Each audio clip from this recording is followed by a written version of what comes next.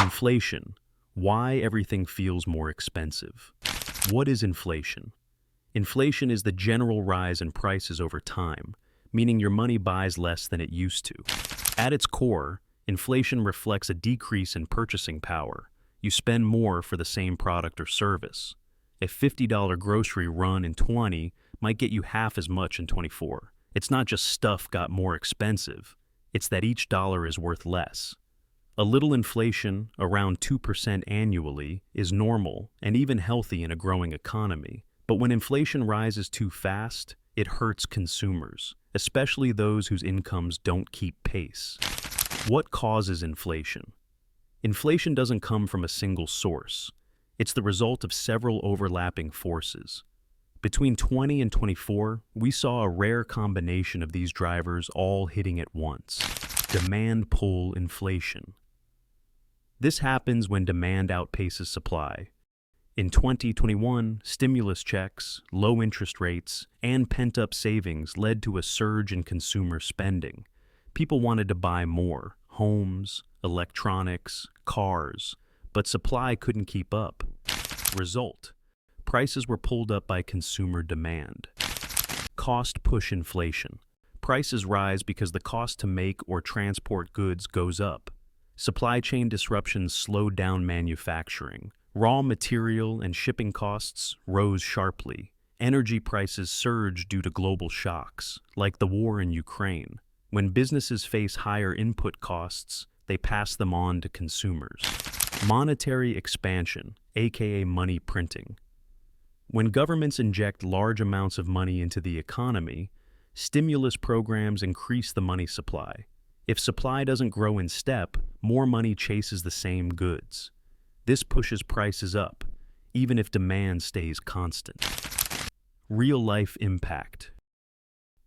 Inflation doesn't hit everything equally. Some goods spike more than others, depending on how vulnerable they are to shocks. Let's look at common categories. Groceries, food prices rose due to fuel costs, packaging shortages, and global disruptions in grain and meat supply. Housing and rent. Low interest rates initially boosted buying power, fueling demand. Construction slowed due to material shortages. Rents rose sharply as more people competed for fewer available units. Subscriptions and services monthly plans, streaming, phone bills, gym memberships crept up. Businesses cited higher wages, overheads, and post-pandemic adjustments. Even everyday choices, from coffee to car repairs, became noticeably more expensive. But wages didn't keep up. One of the harshest effects of inflation is wage stagnation. If prices rise 6%, but your salary rises 2%, you've lost real income. This is called a decline in real wages, and it hits hardest on lower-income earners who spend most of their money on essentials. Even workers getting raises may still feel like they're falling behind, because they are. What can be done about inflation?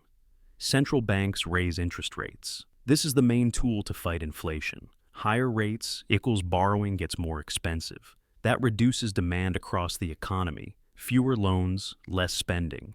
With demand cooling, prices tend to stabilize. But it can take time, and sometimes causes recessions if overdone.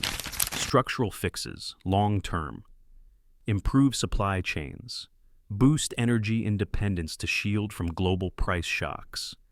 Ensure wage growth is linked to productivity, not just cost-cutting. Why inflation sticks around. Even when some price pressures ease, inflation doesn't vanish overnight. Why? Businesses rarely lower prices once customers get used to paying more. Consumers adapt. They might grumble, but they still buy. Expectations become sticky. If everyone expects prices to rise, they plan for it, which keeps the cycle going.